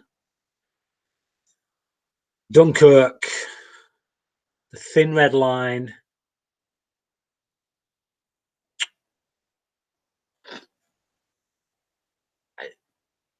and Paths of Glory, and Full Metal Jacket. Those five for me are the cream of the crop. So Saving Private Ryan, Full Metal Jacket, Dunkirk, Paths of Glory, and whatever the other one was. Thin Red Line. I don't know. Okay, go. Where are we? Favorite war movie. Favorite Queen song. My favorite is Under Pressure. That's a tough one. That is a tough one. I can't answer that question. I could tell you what my favorite Queen song is on each album, maybe, but I don't think I could tell you what my favorite Queen song is overall. That's too hard. I do like Terra. I can't even pronounce it. Territoriate or whatever it is. The last song on Day at the Races, I do like. In fact, that whole album I do like. Day at the Races is a really great album. Came after Night at the Opera, which a lot of people say is their best. I think that's primarily because it's got Bohemian Rhapsody on it. Death on Two Legs, really great song as well. As already mentioned, March of the Black Queen, I absolutely love. That's up there with Rhapsody for me. So yeah, I sorry, can't answer that question.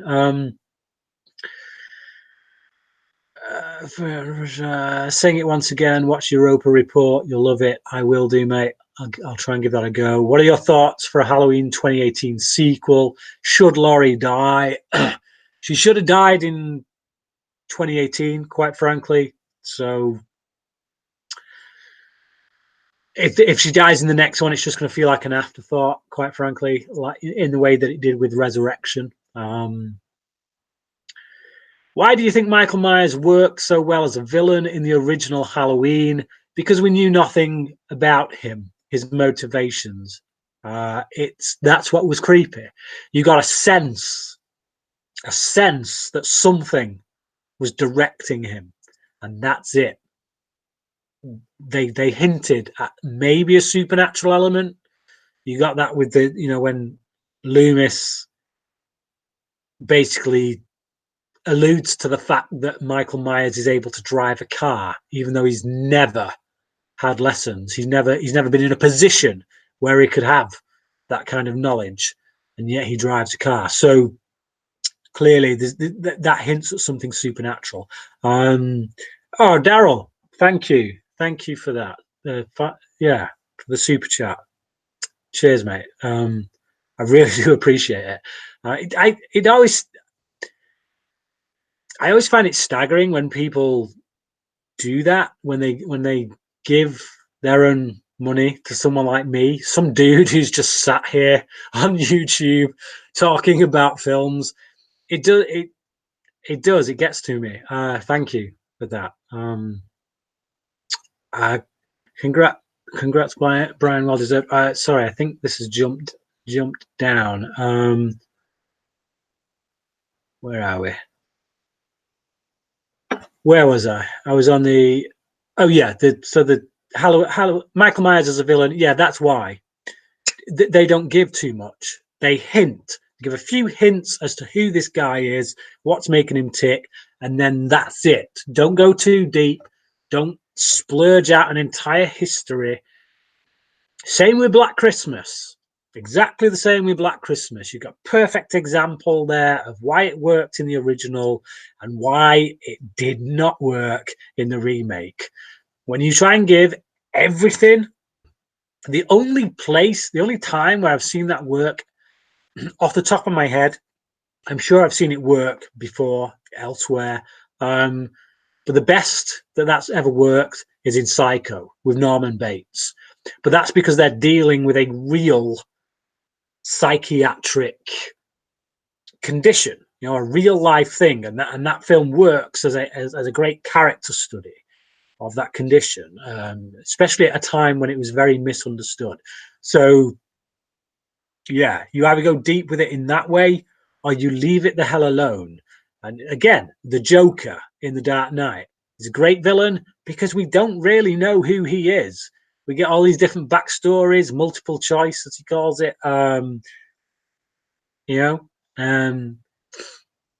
The Hitcher as well is great for that. I love The Hitcher. The Hitcher is one of my favorite movies. Certainly one of my favorite horror films of the 80s. It would be in my top 10 movies of the 80s, definitely.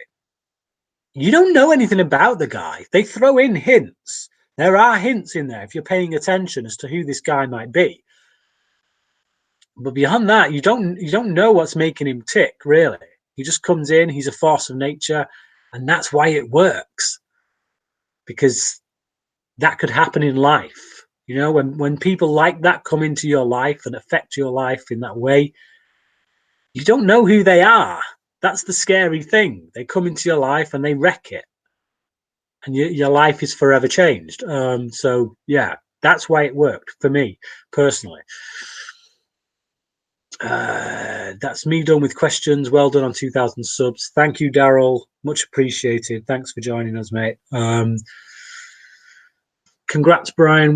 Very well deserved. Thanks, Bronco. I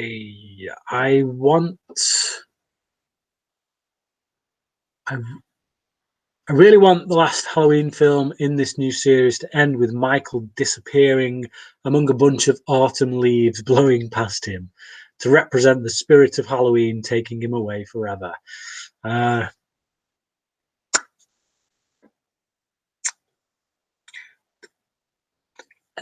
doesn't appeal to me as an ending. I'm sure that I'm not, please don't. It's a tricky thing, isn't it?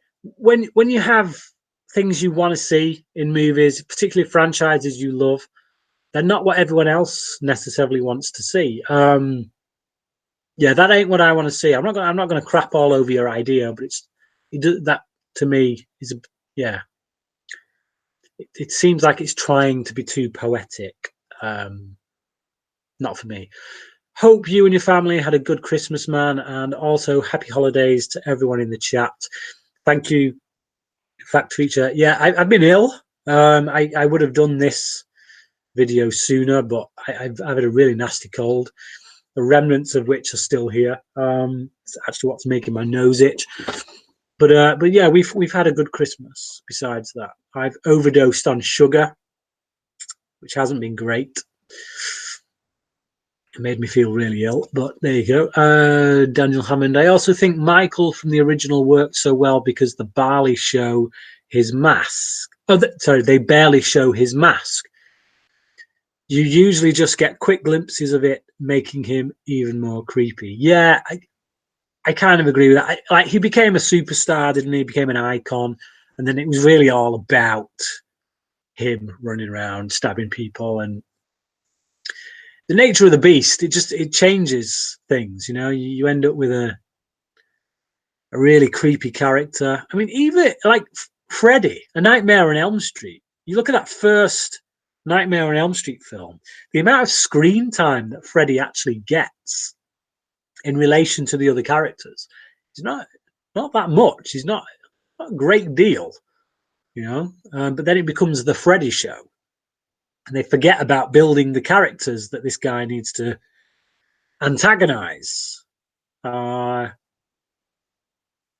that happens with so many franchises. So I never saw the Fog remake. How bad is it? Very bad. Not remotely scary. Really bad CGI. Gotta disagree with the Black Christmas remake. That was amazing and so fun. I'm afraid your idea of what is amazing and my idea of what is amazing are not quite on the same page, mate. But fair play to you. Daniel Hammond, very bad. Yes, definitely is. Do you think Thomas Jane would be a good choice as Batman if they do recast Ben Affleck? Who should play Batman? Never thought about that. Now that you've just said it, if they did a Batman Beyond, I don't think he'd be good as Batman now. I think he's getting a bit past that age. But if they did that Batman Beyond film in which he plays an older Batman, maybe wait a few more years, I think he'd be an excellent choice. Absolutely. Yeah, spot on. I think for someone to take over now, if Ben Affleck does indeed go, I'm forgetting his name. So the guy from A Quiet Place who directed it as well, I think he would be a good choice. He's young enough to carry the next, however many movies they'll put out with him in, but I think he's good enough to pull off the grit. It was A Quiet Place that kind of convinced me of that, really. So, yeah. Where are we? Do you think it would have been cool if they remade the face reveal from that original in the new film, showing an old Michael's face for a split second? I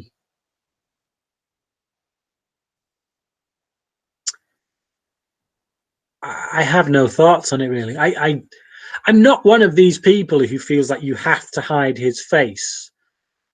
If his mask comes off, as long as they show that, as long as there's nothing behind the eyes, some just soulless. If they can get an actor who just nothing there, I've got no problem with seeing his face.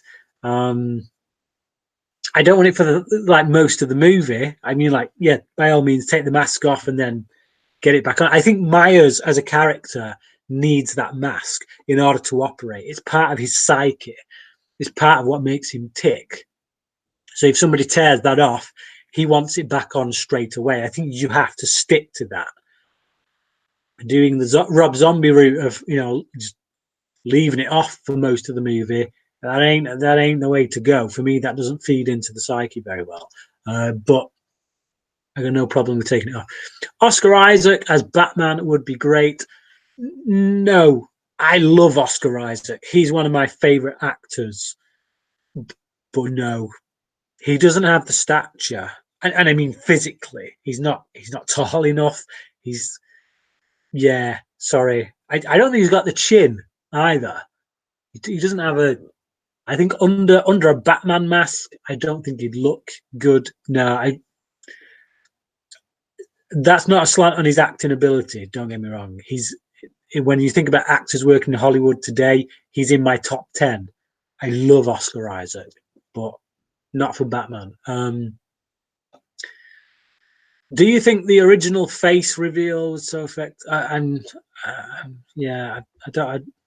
I'm kind of done with Michael Myers' face. I'm sorry. I don't mean to fob you off there. I'm done talking about that. Thoughts on Robert Englund said he wants to play Freddy one more time. I don't want him to play Freddy one more time. Just do away with it. Quite frankly, I'd be quite happy with Jackie Earle Haley coming back. Just make a good movie. There was nothing wrong with Jackie Earle Haley in that movie. The problems were with the script. So give him another shot with a director who knows what he's doing. Who would you like to see play the next James Bond? Daniel Craig. I'm sorry, I'm still on the Daniel Craig train right now. If they can manage to snag him for another one after this next one, please do. I would like him to equal Sean Connery's number. It's hard to do when you do a lot of your own stunts. obviously, I think that's one of the reasons, it takes its toll. So, but yeah, but I don't know. Is the honest truth? I really don't know. Sorry, I would have liked Christian Bale at one point, but I think because he's had Batman, and yeah, maybe I think it's maybe not anymore. Not anymore. Yeah, I don't know. I don't know. Thoughts on Jim Carrey and Man on the Moon? I thought he was good in it. The film was a bit too. I don't know that much about Andy Kaufman, to be honest. I know he's quite a figure in the world of comedy. A lot of people kind of, yeah. He touched a lot of people. I never got his humor. I didn't quite get it. I didn't see that thing that everybody saw, to be honest. So the movie didn't really speak to me. I think clearly it spoke to Jim Carrey. He was very personally invested in it, but it's not for me. Thoughts on the Child's Play remake? I don't have many. We've seen a poster. A lot of people are spitting the dummy out about it. I don't think they can say anything really. It's a poster. It's a doll. It's a picture of a doll that looks like Chucky that happens to have the name Buddy written on it. People are going ape about it. It's just, I'm optimistic, as I am with any remake. I'm hopeful, but if it turns out to be a turd, we've still got that original. Do you think Joaquin Phoenix will be a good Joker? I do, because he's a great actor. It's all down to whether or not the film he's in is any good. Like, you put Heath Ledger's Joker in Batman and Robin, ain't nothing saving that film, man. Nothing. Do you think It Follows will be seen as a classic 10 years from now? I think it's seen as a classic now, by movie fans, by cinephiles. Maybe not just horror fans. I know a lot of horror fans that are really, when you say horror to them, they mean slasher, and to me that ain't horror. It's a subgenre of horror.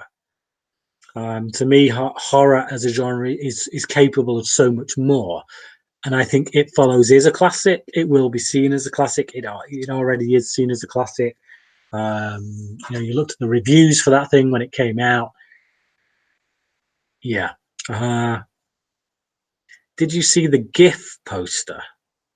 I didn't. No. Congrats, Brian. Do you think your channel would be bigger if you were American? From a Scouser. Possibly. I don't know. I don't know. From what I gather, Americans seem to like the Brits. I don't know. I really don't know. I think, honestly, I think my channel might be bigger if I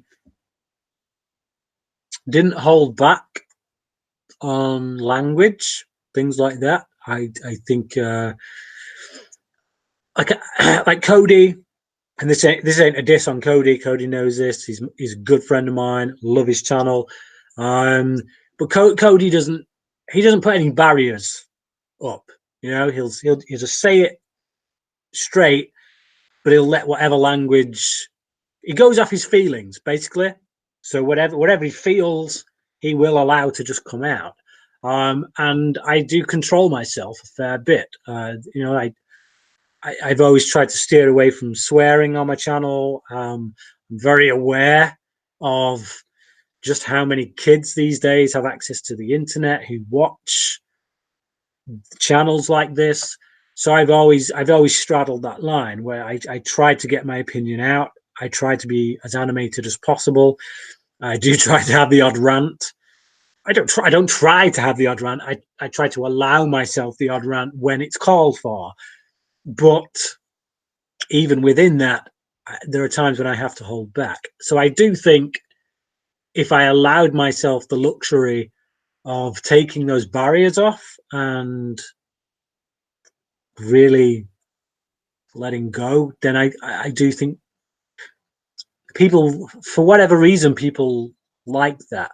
Um, so then again, maybe people just don't like me. this, this is it's something you have to accept when you do this. You know, when it boils down to it, people may simply just not like your face. They may not like my receding hairline. They may not think I'm attractive enough. They may not like the sound of my voice. At the end of the day, I don't care. That stuff, you can't let it affect whether or not you do it. I do this because I love movies and I love engaging with other people who love movies. So regardless of how many subscribers I have, but it's an interesting question that promotes, yeah, some thought on my part. But I do honestly think if I let rip the way that my subconscious would like to at times, maybe I'd get more subscribers. I don't know. But it's a good question. Good question. Are you a fan of the Universal monster movies? Yes, I am. I really like the Wolfman. It's probably my favorite, actually, of them. I like Dracula, but mainly for the story. I think it's a very simply made film. It's basically a stage play put on film. They was it Danish? I think it was Danish. So when they made the original Dracula, they had the crew from Denmark. I could be totally wrong. Germany, Denmark, what around that area. They had the Danish crew on, and they would basically use the same set and the same actors to make because obviously back then they didn't do subtitles. So if a studio wanted to put a film in another country, they had to film it in that language. And the Danish version, in basically the crew, the Denmark crew, they would watch the US crew during the day, and they would see the way they were doing things and think, well, actually, how would we do that differently? And they would analyze it, and then at night when it came to them doing their bit, they got to take over the sets, they got to film their version of it. It's so much more technically accomplished. Sorry, it didn't have the same actors. Sorry, I correct myself on that one. So it wasn't Bela Lugosi in both versions. But they had the same sets, the same studio, the same equipment. So they'd come on with their actors, do the same scenes, but shoot them in a different way. So you've essentially got two films that are the same. They're from the same script. One of them is so much better in the acting department, and that's the US version. And the other one, the foreign language one, is so much better in the technical aspects. They move the camera, they do more with it, they do over the shoulder shots, they do, they cut a lot more. Whereas in the US one, there's a lot of fixed camera positions and the whole scene plays out. It's literally like theater. So if you could marry up the US actors with the way the Denmark crew shot it, that would have been fantastic. So yeah, I do like the universe. I'm a fan of the Universal monster movies, and I have been threatening to review them for some time on my channel, but I keep getting distracted by other things. Was Freddy versus Jason as bad as people said it was? It's entertaining. It's good. It's a solid 3-star film. It's not a good movie in that sense on a technical level, but it's enjoyable. It brings those two franchises together in a perfectly acceptable way. Allows you to have some fun. I'm getting quite tired now. I've not even touched these questions. I'm sorry. I got some of my subscribers to ask these questions a while back, and I've not even touched them. I would just like to go over some of them very quickly. Jack Grimson asked, what is a film beloved by most that you can't stand? Breakfast at Tiffany's. Hate that film. Absolutely hate it. absolute turd of a film. I don't understand how it gained its classic status. You know, turned Audrey Hepburn into this icon that women put on their walls. They take posters from Breakfast at Tiffany's and put it on their wall. No, just never understand it. The central character that I just do not like at all. Stephen Kennedy, congratulations, Brian. What are your top 5 horror movies? P.S. What season of Gotham are you on? I hope you're up to date. I'm not, mate. I'm sorry. I am getting to the end of season 2. I've literally recently just started watching them again. So I'm just coming up to season 3 now. As for the favorite 5 horror movies, it depends on your definition of horror. Like if I said The Sixth Sense, Aliens, Seven, The Shining, Silence of the Lambs, I know a lot of people would argue, Silence of the Lambs is a thriller, Seven is a thriller, Sixth Sense is definitely a thriller. Whatever, go back 50 years, those films would be horror by the definition of horror that was used at that time. That would be my top 5. If you want to push that aside, if you want to try and, you can't have thrillers in there. You can't. My list might be a bit different. So I'd go with The Shining, Silence of the Lambs. I'm sorry, I'm still arguing that is not just a thriller. It is an out-and-out horror. Pan's Labyrinth, Psycho, and Let the Right One In. So, yeah, roughly, that's my top 5 horror movies. Jambo Shango and the Randy Mole, congrats, dude. Top 5 films you firstly disliked, but now you love. I don't have a top 5. I gave this some thought, and very rare that I will find a film that I disliked and then love. Like even Perks of Being a Wallflower and In Time, which I spoke about at the beginning of this video from Aaron. I dislike them. I don't love them now. I do like them, but I don't love them. But there are 2 that spring to mind. So Big Fish, the Tim Burton film, didn't like that in the cinema when I saw it. I just felt nothing. I watched it again on DVD, and it touched me. It moved me. And I do. I love it now. And Eyes Wide Shut, hated it. First time I watched it. I've become quite a Kubrick fan since then. I have reviewed all of Kubrick's movies on my channel, and with each successive viewing, there's something about that film that just gets into your soul. So yeah, Eyes Wide Shut and Big Fish. Joe Gallagher says, whereabouts in the UK do you live? Not asking for a specific place, just a city or town. I live near Manchester. That's about as close as I would like to tell you. Gerald the Science Guy says, congrats, man. My question, with the success of Halloween 2018, do you think the various studios will opt for sequels rather than reboots of classic 80s slasher films? Well, they've already tried, haven't they? There's some talk about, well, we've discussed already Freddy Krueger. Sorry, I've just had a complete brain fart. Star of Freddy Krueger is trying to get in there again. There's some discussions there about that. I don't know. I would hope so, because I prefer direct sequels rather than remakes. Again, I'm not against remakes, but I do prefer direct sequels. Jay Ashraf, if they reboot Nightmare franchise, what story arc would you like to see? No idea. I wouldn't like to. Yeah. Aaron Jenkins, favorite coming of age movie, Heathers. Very different kind of coming of age movie, very dark, twisted take on the John Hughes movie. It takes the John Hughes movie and puts a really dark spin on it. Love it. And he also asks, what's your ranking of Denis Villeneuve's main 5 films? I think what he means by main 5 films is the films he made once he moved to Hollywood. So everything after Incendies. I would rank them at number 5, I'd put Enemy. Number 4, I'd put Arrival. Number 3, I'd put Prisoners. Number 2, Sicario. And number 1, Blade Runner 2049. And he asks, when do you plan on finishing Perks of Being a Wallflower? Discussed that already, because I have already watched it. Again, Dave L.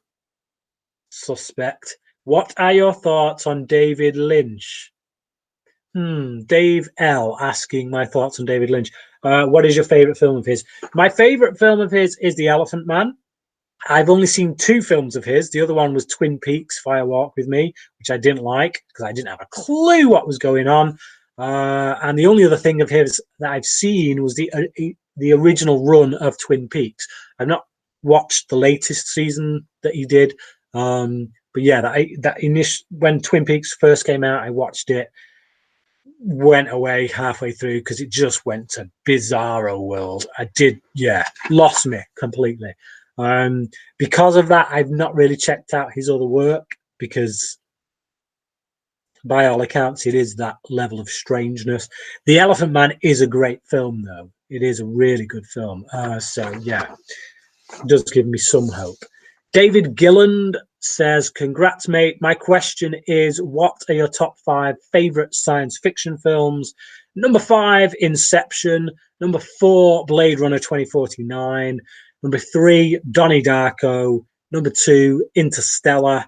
And number 1, The Truman Show. And finally, Aaron at the Movies says, congrats. Here's a question that doesn't get asked a lot. What film has your favorite sound design? I couldn't tell you what has my favorite sound design because honestly, it's not something I paid that much attention to. I am aware of it at times, but the one that kind of sticks out to me is the Blair Witch Project, primarily because that is a film that is built on sound design. You take away the sound design from that film, and you've got nothing.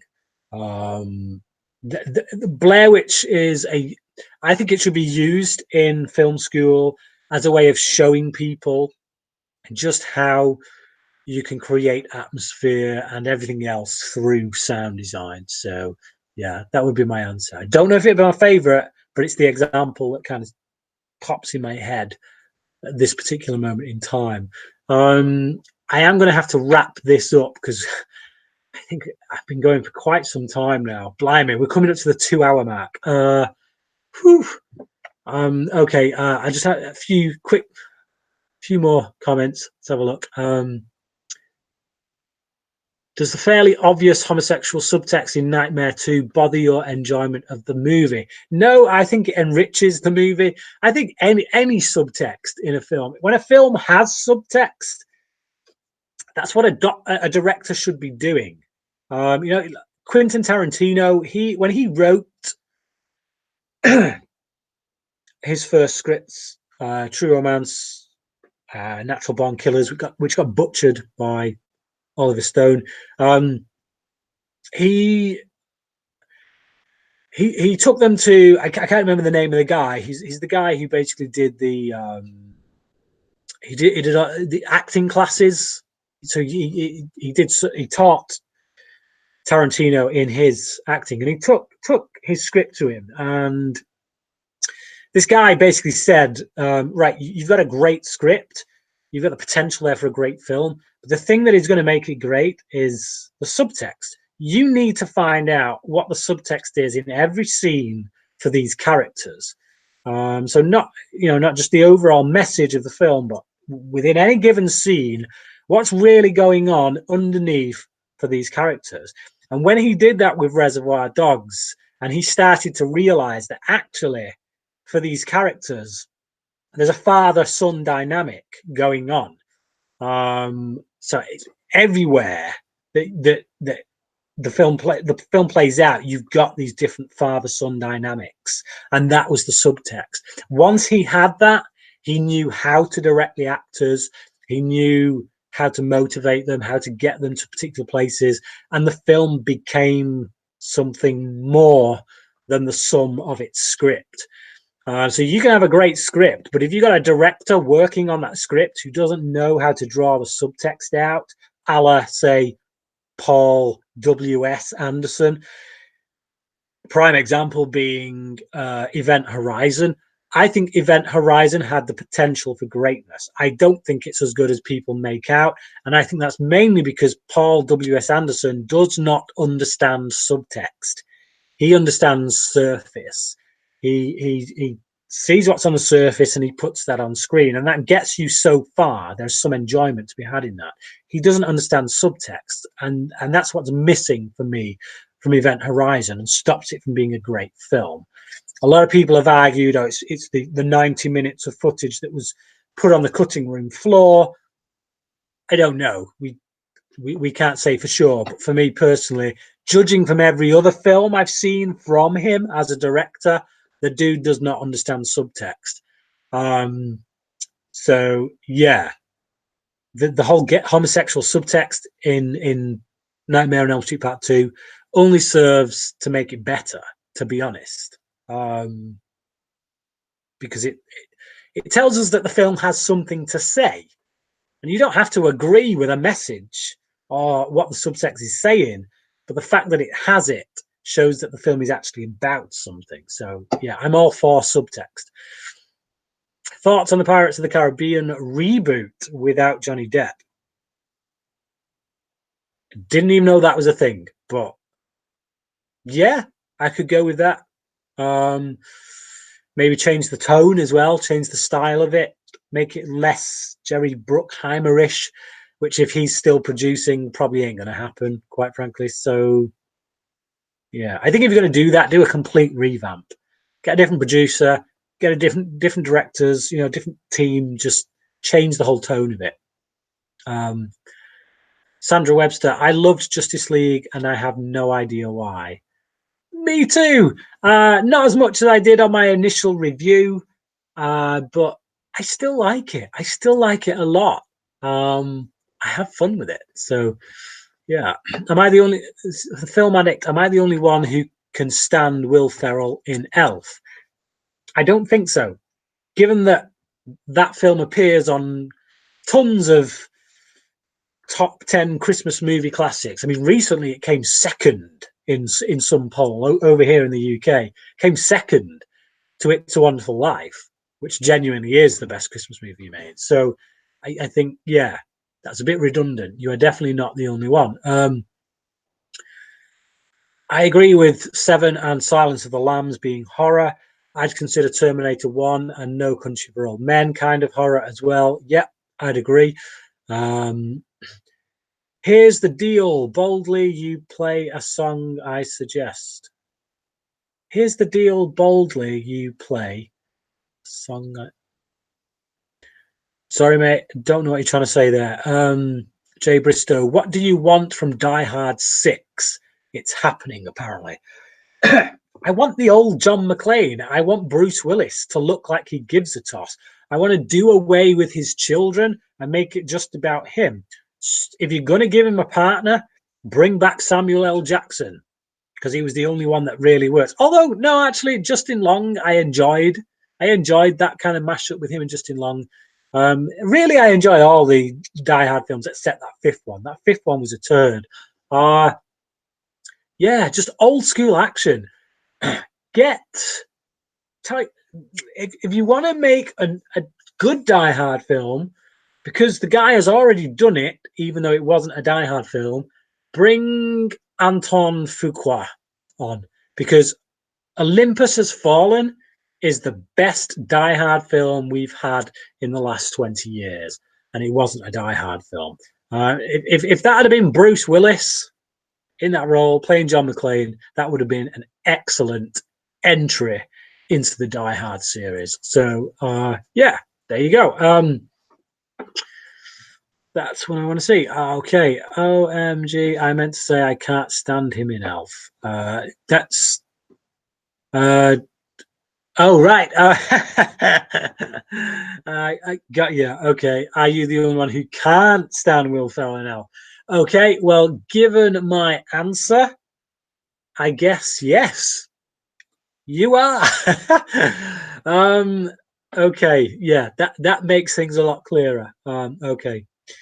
I forgot to say can't stand. You're right. Got ya. Nice one. That's pretty funny.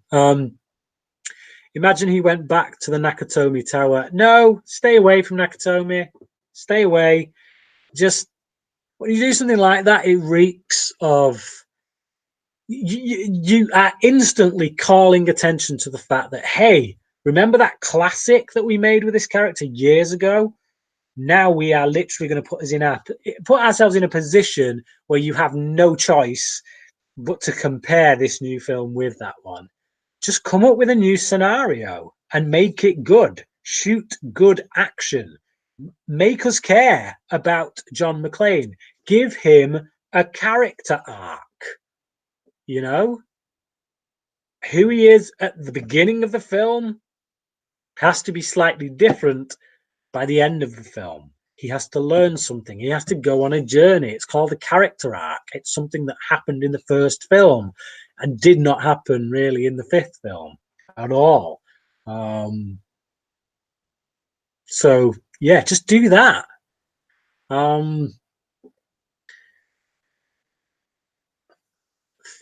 Wow, imagine back.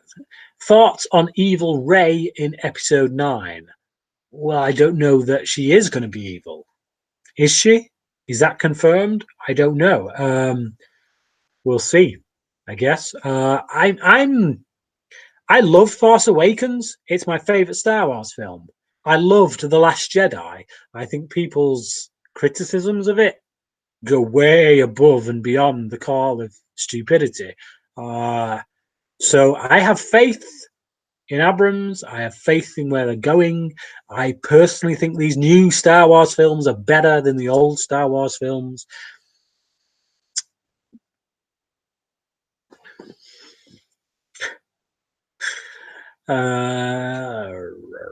I've not seen Bruce Willis in Death Wish, so Cody Leach says it's really good. So me and him tend to be on the same page quite a lot. We're either right on the same page completely or completely off the same page altogether. We never kind of seem to have a somewhere in between thing. So yeah, he really liked it. So who knows? They made Die Hard 6. It starred The Rock. Yeah. Okay. So